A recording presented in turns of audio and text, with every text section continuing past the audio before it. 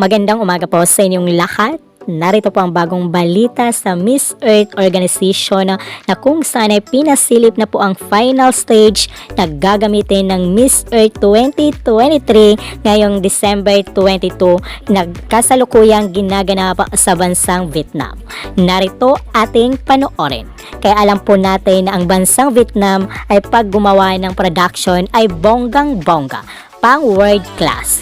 At patuloy po natin suportahan ang ating kandidata na si Miss Earth Philippines 2023 na si Miss Eliana Marie Aduana, dahil alam po natin na kayang-kaya niyang makipagsabayang kanino man, dahil pagdating sa communication skills ang pag-uusapan ay nanlalamon po ito ng mikropono, at pagdating naman sa kaniyang pasarela ay kinakain ng buong stage. Kaya patuloy po tayong nakatutok sa channel na ito para sa iba pang informasyon. Maraming salamat po.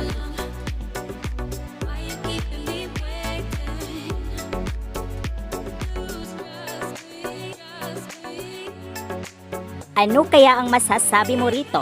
I-comment mo dyan sa comment box at huwag kalimutang mag-subscribe para always updated. Ako po ang inyong lingkod, Akiko Umali. Maraming salamat po.